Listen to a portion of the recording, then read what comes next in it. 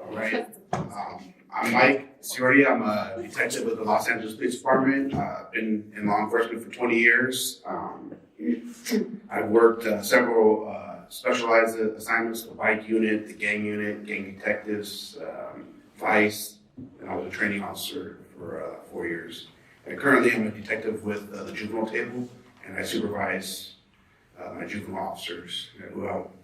We investigate like child abuse, missing children, and those type of crimes and different things like that. So, my wife. My name is Vanessa Ciordia. Like Mike said, we've been on the job for 20 years. We have the same amount of time on the job because we actually met in the police academy. So that's why we're classmates, actually. I came on the job when I was 21, so just a little bit older than you guys, or maybe your age. After the academy, I went into the juvenile, narcotics, to go work undercovers in high school and buy marijuana, because marijuana at that time was still illegal, because I was pretty youthful looking. So I did that, worked narcotics and patrol my entire career.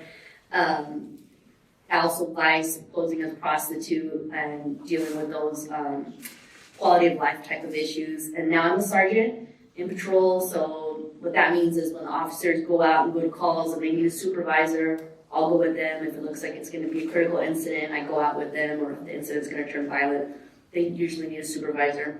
So that's what I do out in the field as a sergeant. Mike's going to talk to you a little bit about what's changed in the department since we started 20 short years ago. And really, 20 years ago goes like that. It is really short. And some of the changes that we've seen. Yeah, so we came on right after 9/11.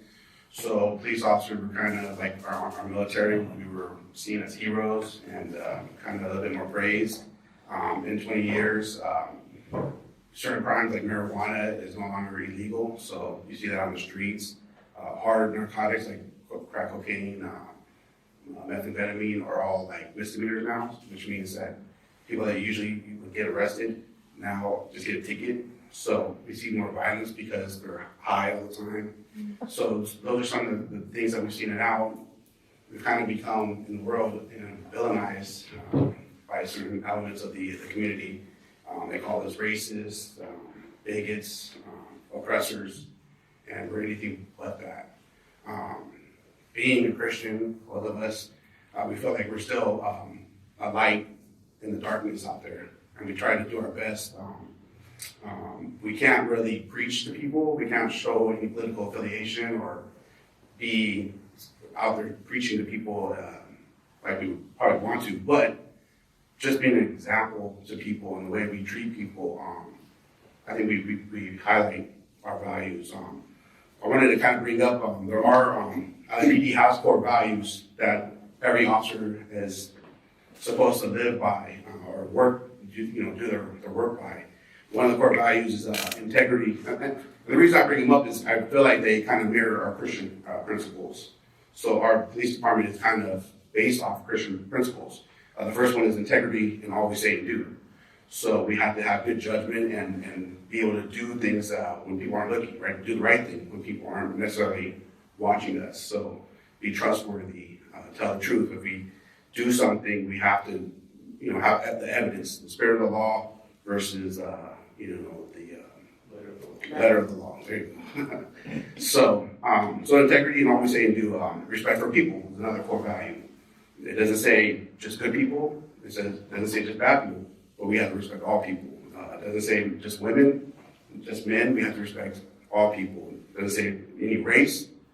We have to treat everybody with the letter or the spirit of the law. So respect for everybody. And oftentimes when someone's yelling at me or screaming and calling me things and they want to be violent with me, I still have to show that respect and maintain that control, right? Commitment to leadership. I think Christians are meant to be leaders out there and spread the gospel as best they can, and especially in the dark world that we see on a daily basis. So, and with LAPD, we're the first ones to arrive on incidents where people are getting beaten, they're getting stabbed, robberies in progress, and we have to take over that scene and show that leadership and control the scene to make it safe for everyone. We have to continue to improve every day because quality through continuous improvement. So we train every week, we shoot every month. We, what other training do we do? All types of training, but the point is, as a Christian, we're constantly improving ourselves, right? That's why you guys are here on Fridays, that's why we come Wednesdays, Sundays. We're constantly trying to be better people, be better Christians. And like Mike said, that mirrors our core value in the department, which is quality improvement. And then the last core value is service to the community. And obviously, service to the community is our motto, to protect and to serve. And as Christians, what are we called to do? We're called to serve. So that's why it's easy, and it's actually a blessing that we get paid to mirror Christian values that God would expect us to do in our everyday life anyways. And we're fortunate to have a job in a position where we can do that every day. And like I said, get paid for it. So even though the department likes to say that they're not affiliated with any religion and that they're not openly going to say that most people on the job are Christians, their core values that they want us to instill within ourselves to be police officers are actually Christian values. So that works out for us. I want to answer a question that a lot of people ask me, especially because of being a female, because I am smaller stature. One of the first things that people always ask me is, aren't you scared? Are you scared to be a police officer? And at first when people would ask me that, I would take it a little offensive because like, do you ask him if he's scared? I would take it as like a female thing. I'm like, why would I be scared? But then I realized that's not why, this is a calling. And the reason why I never feel scared is because I know that the Lord is always with me. Jesus is always with me, and I feel him always with me. And yeah, there's scary situations. There's times when your adrenaline is up. There's times when you're facing things that I would never want my children to face or any of you guys to have to look at or deal with. And but no, fear is not an issue because I never feel like I'm by myself. And with the department, as a matter of fact, we are never by ourselves. We're always together. We have partners within the LAPD. A lot of smaller agencies do not. They work what's called L cars, which means that they're driving around by themselves. We don't. For safety reasons, we always have a partner. So now that I'm a sergeant, I always have my team with me, a group of people with me. And we do a lot of training, like Mike said, whether it's roll call training or debriefs where we discuss tactics. If you guys go to YouTube, you go to LAPD HQ, and you can see all the critical incidents that go on. We watch those the same way that anybody else can. And we learn from them, and we play them in roll call. If this was a roll call, we'd be playing the recent shooting or the recent critical incident that just happened in another division. And we go over it and painstakingly go over all the issues, good, bad, or ugly, what they could have done better. If the day before we had an incident where we had like a barricaded suspect or a takeover robbery, the next day we're going to talk about it.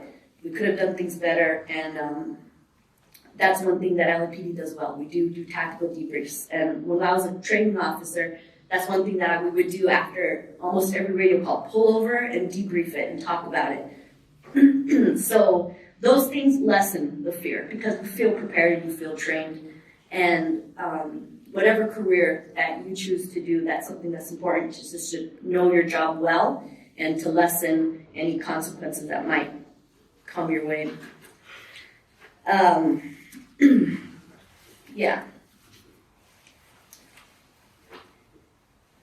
No, okay, so Pastor Ron also asked us to touch on whether there's a difference between being a woman or a man on the job. And absolutely there is. And we won't pretend that there's no gender, even though many times, our department kind of acts that way, that we're all equal and but we're not. Everybody contributes something different to the department. And it's no secret, it's a male-dominated environment, and there is that component, but females can bring a lot as far as like a nurturing type of presence, not just to the community, not just to females, because obviously there's a lot of female victims and children. A lot of times they would prefer to speak to women. A lot of times we have, as women, can speak better to females who have gone through trauma. They wouldn't even want to speak to a man, even if it's a police officer, if they have just been abused by men. So there's definitely a place for women, but also in tactical situations.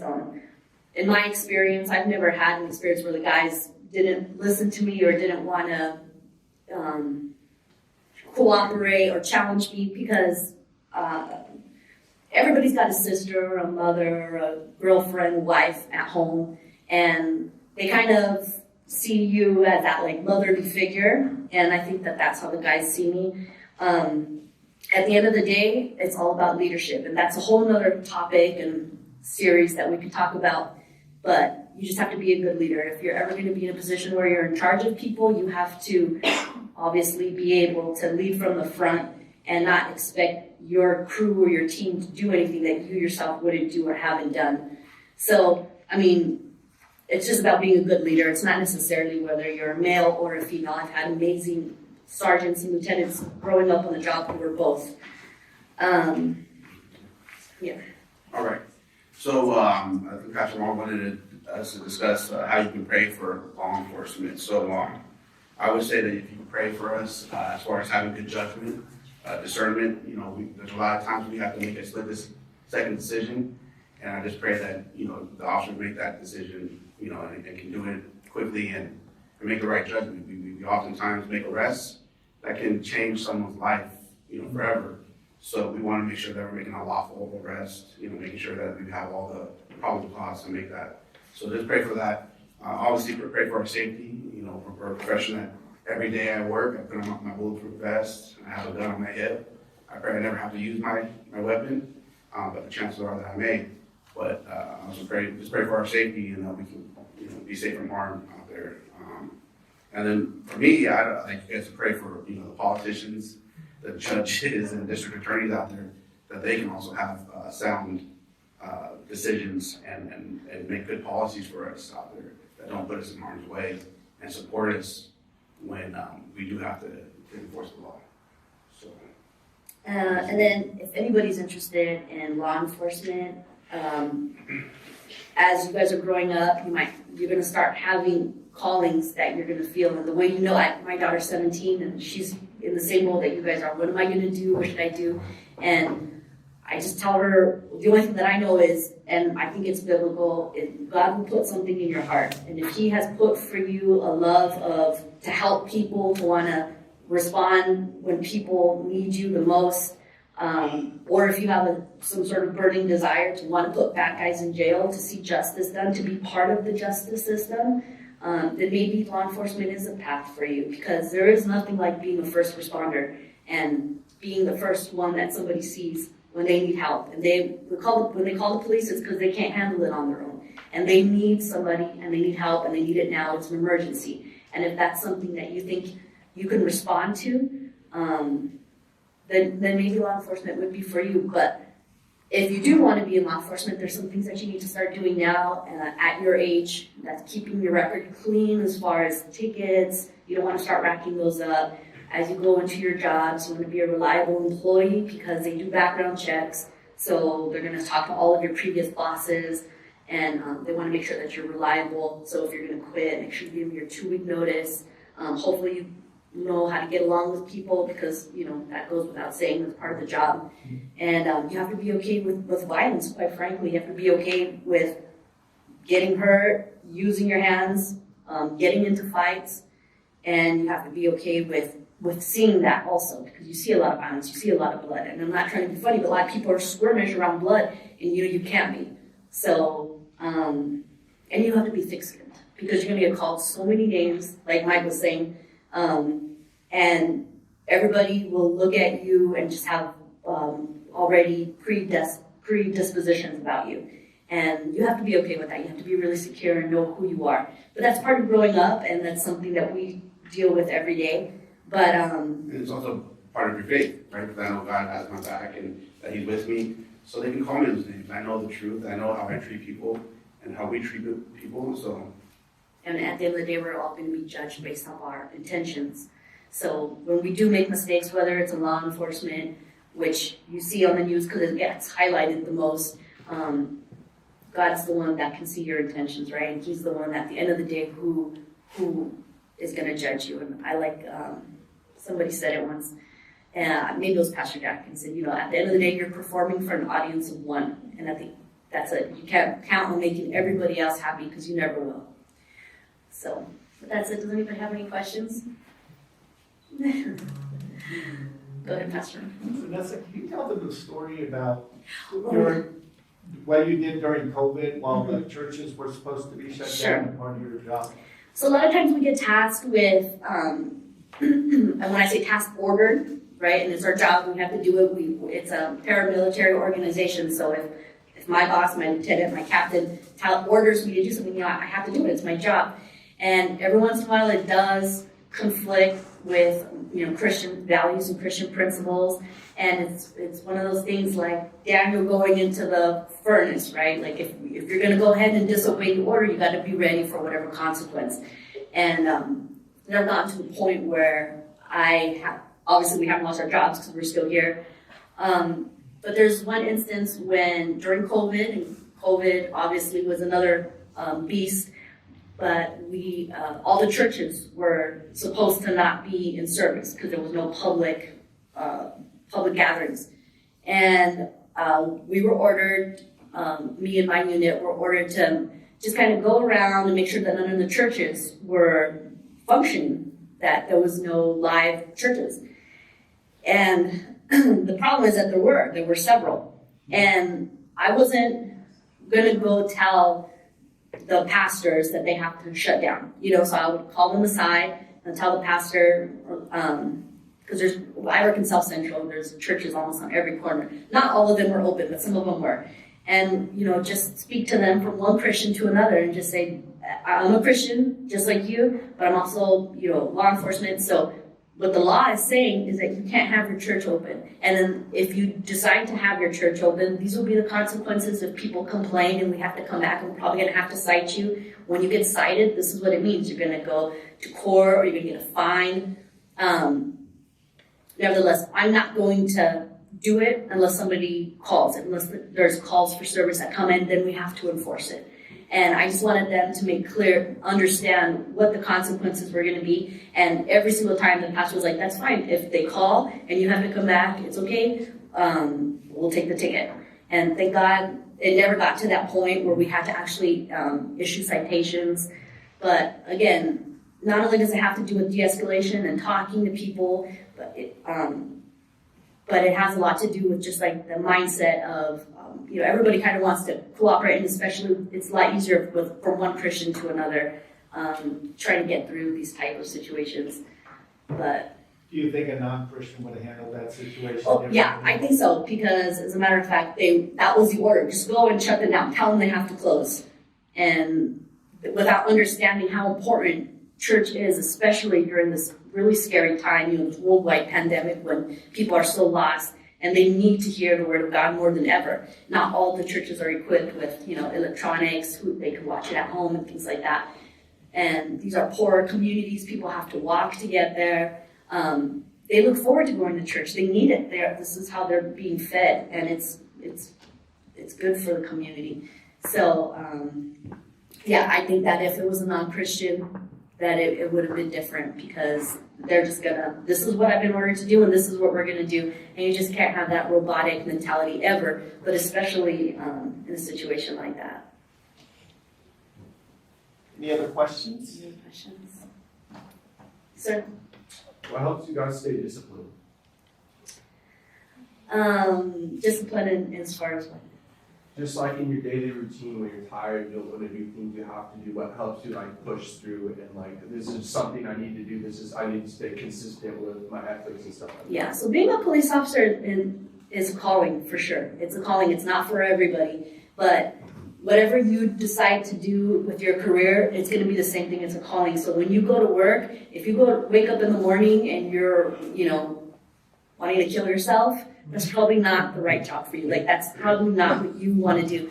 I'm not going to lie, so there's days when we haven't been frustrated and, driving to work. But at the end of the day, I like what I see when I look in the mirror. You know what I mean? So I think that helps stay disciplined, and that we do something that we really, really believe in. And you have to find that job for you. You have to find something that you feel is what God is. You're in the place where God wants you to be. And when you know that, you're going to thrive in that environment, and it won't be hard. It won't be work.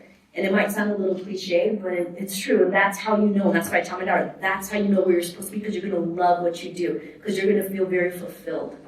And that could be anything, as long as you're doing something to further the kingdom of God, right? As long as you're doing something to serve others, because that's what we're called to do as Christians.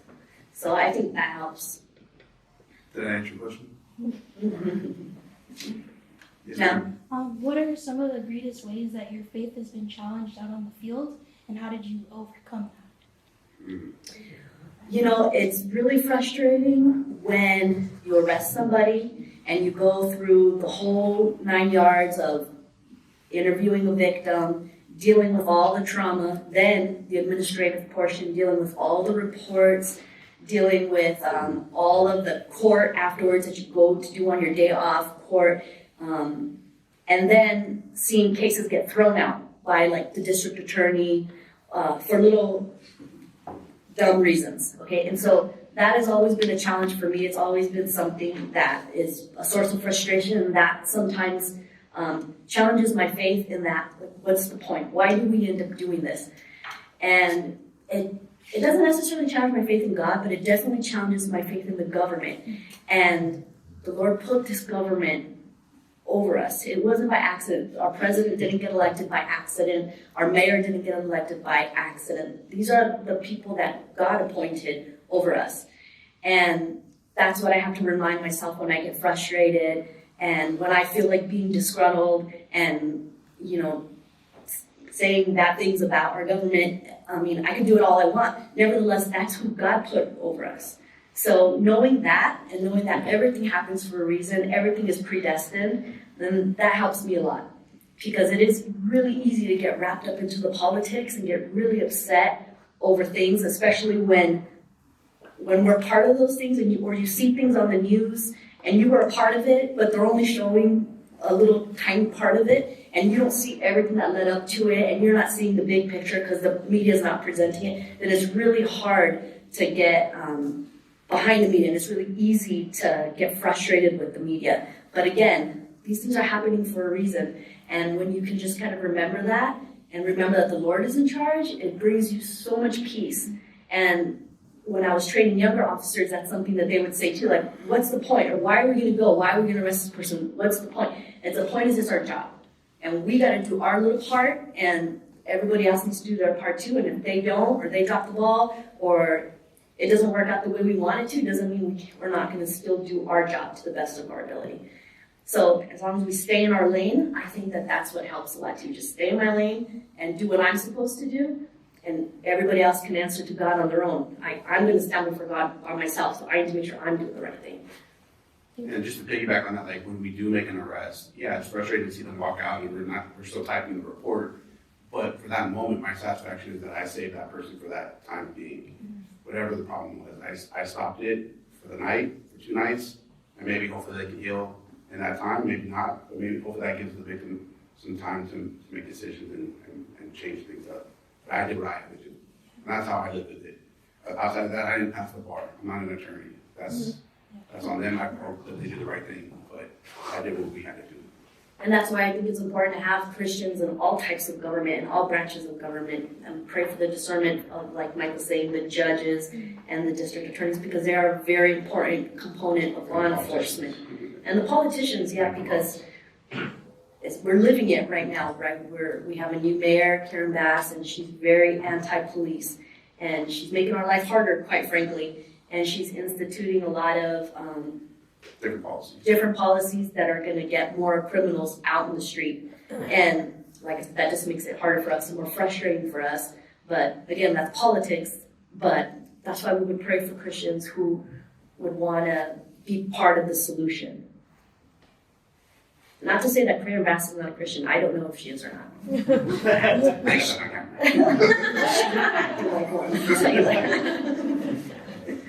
Anyways. Any other questions? This is your time. All right. Vanessa, thank you so much. All right.